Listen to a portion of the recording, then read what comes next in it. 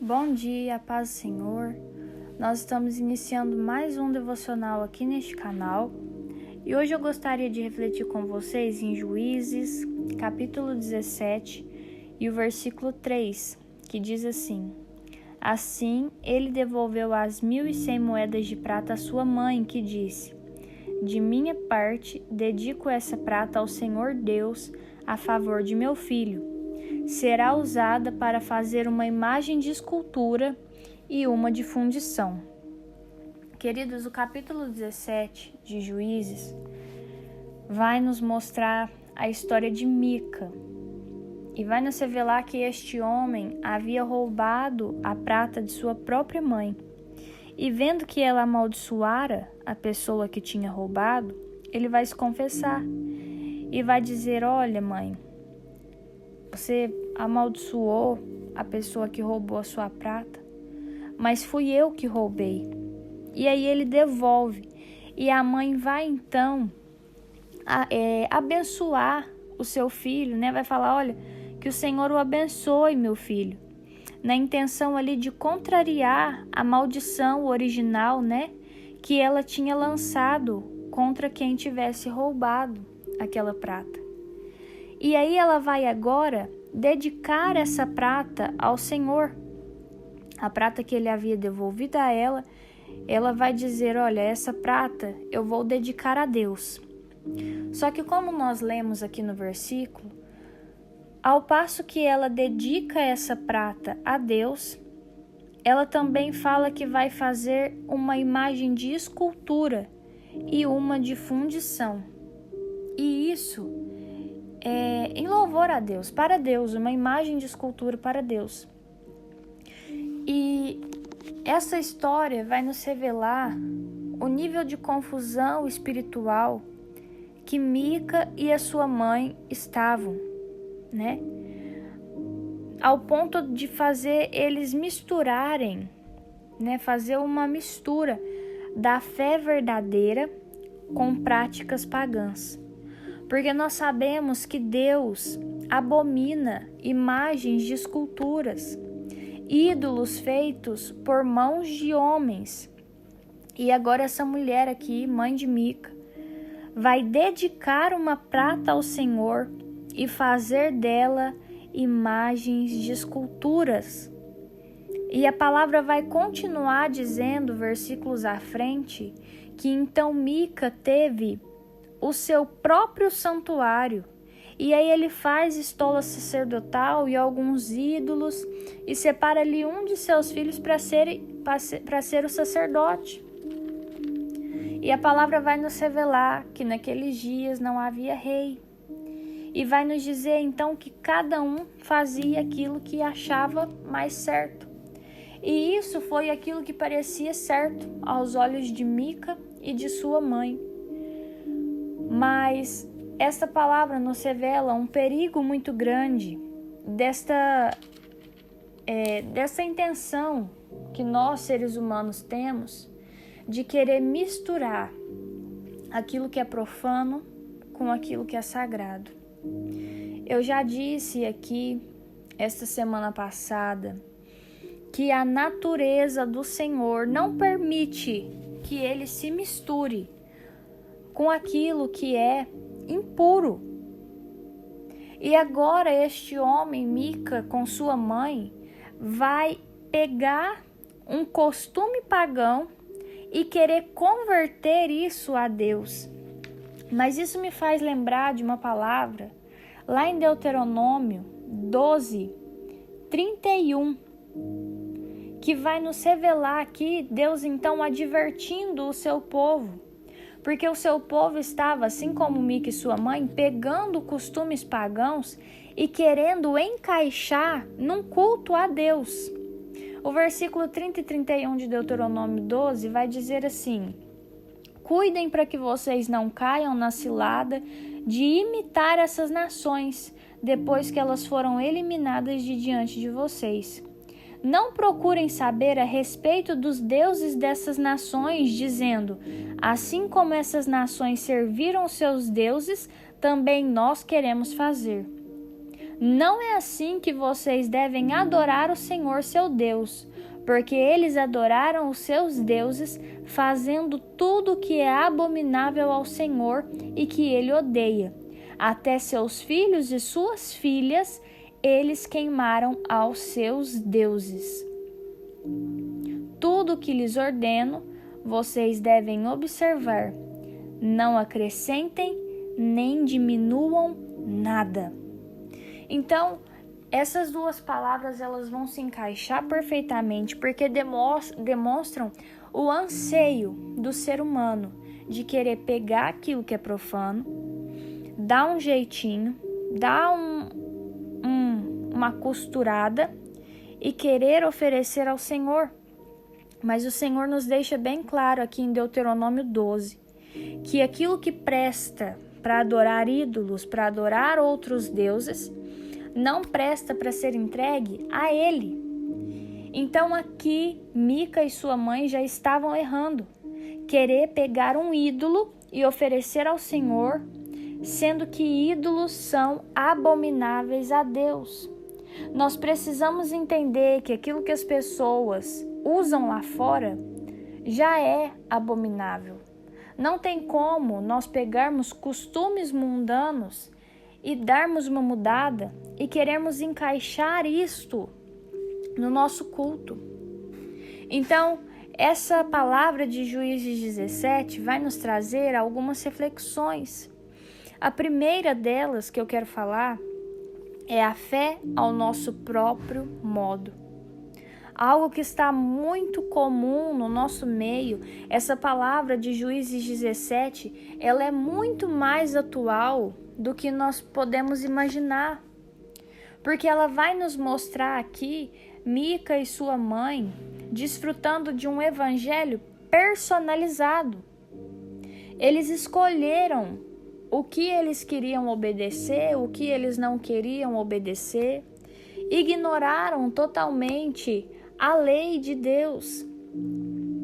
Então eles foram aqui religiosos, mas foi uma religiosidade sem obediência. Fizeram na intenção de agradar a Deus, mas ignoraram totalmente as ordenanças dele. E nós precisamos tomar muito cuidado com isso. Nós precisamos tomar cuidado quando a gente quer mudar a palavra para que ela se encaixe na nossa forma de viver, em vez de mudarmos o nosso coração e as nossas intenções para que nós nos encaixemos na palavra. Somos nós que precisamos mudar, somos nós que precisamos nos moldar para encaixar naquilo que a palavra de Deus diz que é certo. E não querer moldar a palavra para a gente servir do jeito que achar que deve. Nós vamos ver também aqui a segunda coisa. Busca com intenções erradas. Por quê? Porque alguns versículos à frente vai dizer que Mica acha ali então um levita e ele pega esse levita e coloca como sacerdote daquele seu santuário particular. E aí ele vai dizer no versículo 13: agora sei que o Senhor me fará bem, porque eu tenho um levita como sacerdote. Queridos, Deus não trabalha com barganha. Sabe, esse negócio de falar, não, eu fiz tudo certinho, agora Deus vai trabalhar. Isso não existe, porque a nossa busca, ela precisa ser sincera e não pautada em segundas intenções. A palavra de Deus vai nos revelar que nós pedimos e não recebemos porque nós pedimos mal. Esse homem pegou prata, transformou em ídolo, fez o seu próprio santuário ao seu próprio modo, pegou um levita, que também não tinha nada de liderança, porque viu o erro e não falou nada, aceitou o cargo só pelo salário, colocou o levita lá dentro e afirmou que agora o Senhor o abençoaria porque ele tinha colocado um levita como sacerdote. É como você fazer um bolo todo estragado, com um recheio estragado, com uma massa estragada, pegar um chantilly bem bonito, fazer uma decoração bem bonita no bolo, colocar uma cereja bem bonita no bolo. E aí quem olha, para quem vê, tá tudo certo, tá tudo perfeito. Ele tinha ali o seu santuário, ele tinha o seu sacerdote particular. Mas quando você parte esse bolo e você prova, você vê que aquilo tudo tá podre. Porque Mica não estava querendo saber se Deus odiava ídolo ou não. Mica não estava importando com a obediência. Ele estava importando em parecer que estava adorando a Deus, em deixar a sua consciência livre, mas fazendo aquilo que ele achava que devia. Então nós precisamos realinhar a nossa busca. Muitas vezes nós buscamos, nós oramos, nós pedimos e nós não alcançamos êxito, nós não alcançamos respostas. Talvez seja porque nós estamos buscando com a intenção errada. Nós estamos fazendo certas coisas com a intenção de parecermos certos, mas na verdade no nosso coração a única coisa que pulsa é: não, agora Deus vai me abençoar porque eu estou fazendo tudo certinho. E se Deus não quiser te abençoar? E se Deus não quiser fazer? E se essa porta não for para você? E se essa não for a hora? Ele vai deixar de ser Deus? Ele vai deixar de ser soberano? Não vai, queridos. E a última coisa que eu gostaria de refletir aqui com vocês é sobre uma liderança descompromissada. Porque a palavra vai dizer que o levita passa ali agora na casa de Mica e Mica vai falar: olha, fica comigo como meu conselheiro, como meu sacerdote. Eu vou te pagar tanto, vou te dar roupa, vou te dar o sustento. E o levita agora então, sem nem se importar com aqueles ídolos, com aquelas imagens, com aquele culto estranho de Mica, ele simplesmente vai entrar, vai consentir com tudo aquilo.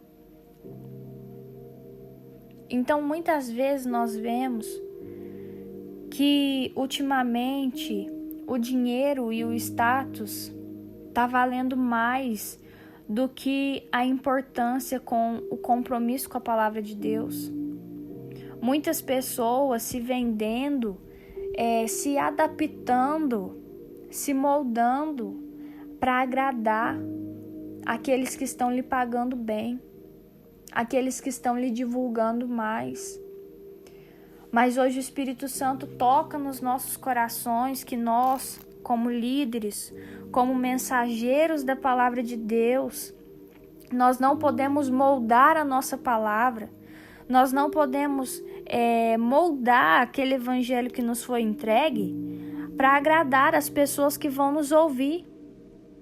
Sabe, não, você vai pregar na minha igreja, eu vou te dar tanto, e você vai pregar uma palavra assim, assim, assado. Eu não quero uma palavra dura para as minhas ovelhas, eu quero que você pregue assim, assado, dessa forma. E tem gente que aceita, porque está sendo bem pago. Sabe, é estranho pensar nisso, mas nós sabemos que isso existe, queridos. Palavras moldadas, um evangelho moldado para agradar quem está sentado ali na nave da igreja. Mas hoje o Espírito Santo vem nos fazer recordar que a palavra que salva, que cura e que liberta ainda é a palavra pura. Nós vamos ver Jesus em um de seus sermões sendo duro, usando de palavras que não acariciam muito o nosso ego, não. E agora um dos discípulos vai chegar nele e vai falar: Senhor, a palavra está muito dura, está todo mundo indo embora. E ele vai olhar e vai falar assim: será que você não quer catar suas coisinhas e ir embora também?